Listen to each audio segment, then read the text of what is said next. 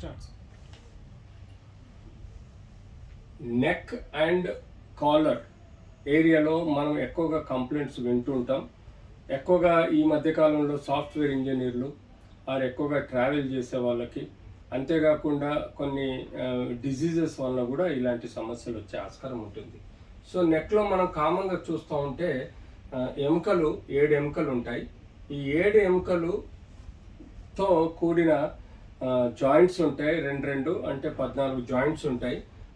2 ఎముకల మధ్యలో డిస్క్ అనేది షాక్ అబ్జర్బర్ లాంటి రబ్బర్ లాంటి టిష్యూ ఉంటుంది. లెఫ్ట్ రైట్కి నరాలు పోతాయి, మధ్యలో వెన్నుపూస ఉంటుంది.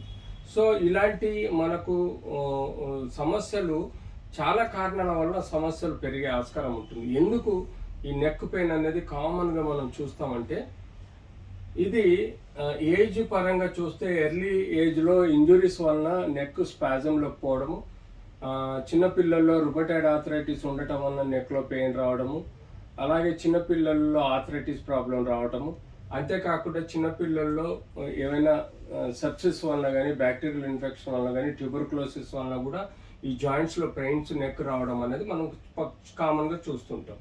సో ఎప్పుడైతే మనం సపోజ్ అడల్ట్ ఏజ్లో కానీ ఓల్డర్ ఏజ్లో మనం స్పాండిలోసిస్, స్పాండిలైటిస్, స్పాండిలోలిస్థెసిస్ వెరీ రేర్గా ఉంటుంది.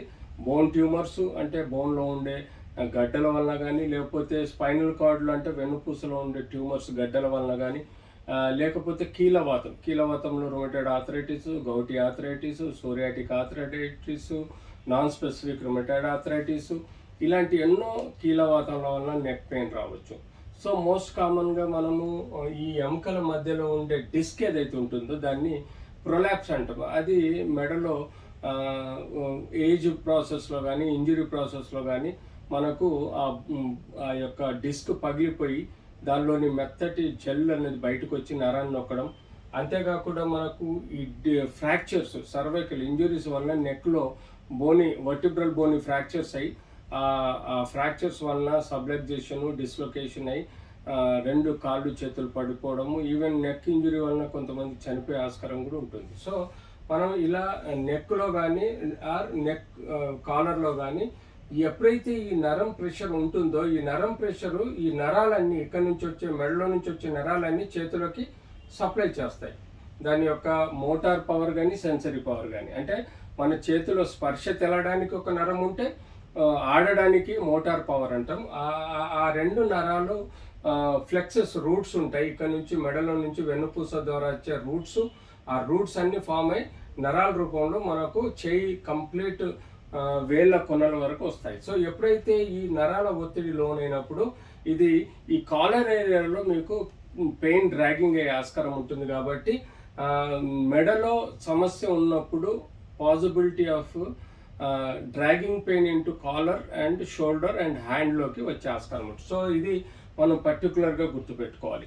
చాలామంది ఒక అపోహం ఉంటుంది, నెక్ పెయిన్ నాకు వస్తుంది అంటే అది కేవలం కంటి, అంటే చిన్నపిల్లల్లో కూడా కంటి చూపు సరిగా లేదనుకున్నా లేదు. బట్ మోస్ట్లీ ఈ నరాలకు సంబంధించి మెడలో ఉండే మైగ్రేన్ నొప్పిని కూడా వాళ్ళు యూజువల్గా విజువల్స్ ఏమైనా సమస్య ఉందని చెక్ చేసుకుంటారు. కానీ అది చాలా తక్కువగా, యూజువల్గా లోకలైజ్డ్ బ్రెయిన్లో మైగ్రేన్ కానీ, లేకపోతే మెడలో నొప్పి కానీ అది ఇండిపెండెంట్ సమస్యల ద్వారా వస్తుంది నొప్పి. ఆ డ్రాగింగ్ పెయిన్ మాత్రం మనం భుజంలోకి వచ్చే ఆస్కారం ఉంటుంది. సో ఎప్పుడైతే మనం పర్టికులర్గా ఈ యొక్క జాయింట్స్, ఫేసెడ్ జాయింట్స్ అంటాం, ఒక్కొక్క ఎముకకు 2 జాయింట్స్ ఉంటే ఆ 2 జాయింట్ల మధ్యలో ఏదైనా ఇన్ఫ్లమేషన్ కానీ అరగడం కానీ అవుతే మనకు మెడలో నొప్పి వస్తుంది. ఆ ఒత్తిడి మనకు నరాల మీద పడ్డప్పుడు అది భుజం పైకి వచ్చే నొప్పిగా భావించడం జరుగుతుంది. సో కాజ్ మనం తెలుసుకోవాల్సింది డిస్క్ ప్రొలాప్సా, లేకపోతే స్పాండిలోసిసా, స్పాండిలైటిసా, లేకపోతే మనకు బోన్ ట్యూమర్స్ ఉన్నాయా, స్పైనల్ కార్డ్ ట్యూమర్స్ ఉన్నాయా, లేకపోతే కీలవాతం ఉందా, సమ్ టైమ్స్ లిస్థెసిస్ అంటే ఒక బోన్ ఇంకో బోన్ మీదకి వెళ్ళి జారిపోవడం, అలా మనం ఎన్నో సమస్యలు చూస్తుంటాం. సో వీటన్నిటిని మనం పరిగణలో తీసుకొని క్లినికల్గా ఎగ్జామిన్ చేసినప్పుడు ఏ లెవెల్లో మీకు నొప్పి ఉంది, ఏ వర్టిబ్రా ఇన్వాల్వ్ అయింది, అక్కడ నుంచి ఎక్కడి వరకు నరాల మీద ఒత్తిడి ఉంది, ఆ నరాల పరీక్ష వలన మనం మోటార్ ఎంత ఉంది, సెన్సరీ లాస్ ఎంత ఉంది అనేది ఎగ్జామినేషన్ చేసుకోవాలి. చేసుకున్న తర్వాత బేసిక్గా మనం మెడలో ఎక్స్రే తీసుకుంటాం. సపోజ్ ఎక్స్రే తీసుకున్నప్పుడు వెన్నుపూస అంతా ఒక దిక్కు లాగేసుకున్నట్టుంటే దాన్ని స్పాజం అంటాం. అంటే డ్యూ టు ఇంజురీ కానీ, ఇన్ఫెక్షన్ కానీ, లేదా ఇన్ఫ్లమేషన్ వల్ల కానీ ఆ బోన్స్ అన్నీ ఒక సైడ్ ఒరిగిపోయి పట్టేసుకున్నట్టున్నా కానీ, స్టిఫ్గా స్ట్రైట్గా ఉన్నా కానీ దాన్ని మనం స్పాజం అంటాం. Or lumbago spasm of the paraspinal muscles అంటాం. సో ఫర్ ఎగ్జాంపుల్ మనకు డిస్క్ ప్రొలాప్స్ అయింది అనుకోండి, ఎట్ సైడ్ డిస్క్ బల్జ్ అయ్యి నరాన్ని నొప్పుతుందో అటు సైడ్ మనకు ప్రెషర్ ఉన్నట్టుగా భావించాలి. సో ఎక్స్రేలో మనం బేసిక్గా డిస్క్ స్పేస్ ఎలా ఉంది, బోన్స్ అరిగినాయా, కొనలు అరిగినాయా, లేకపోతే ఈ జాయింట్స్లలో ఎలా అనాటమీ ఉంది ఇది చూస్తాము. Second option CT scan spine కానీ లేకపోతే ఎంఆర్ఐ స్పైన్ తీసుకోవటం వల్ల 0.1 mm వరకు కూడా మనము ఏదైతే పెథాలజీ ఉందో దాన్ని మనం కన్ఫర్మ్గా డయాగ్నోస్ చేసుకోవచ్చు. అలాగే కొన్ని రక్త పరీక్షలు, సపోజ్ ఇన్ఫెక్షన్స్ ఉంటే మనకు సిబిపి టెస్ట్ ద్వారా తెలుసుకోవడం జరుగుతుంది. అంతేకాకుండా ఈఎస్ఆర్ సిఆర్పి లెవెల్స్ వల్ల కూడా మనం దాని యొక్క ఇన్ఫెక్షన్ ప్రోగ్నోసిస్, మందుల ప్రోగ్నోసిస్ తెలుసుకోగలుగుతాము.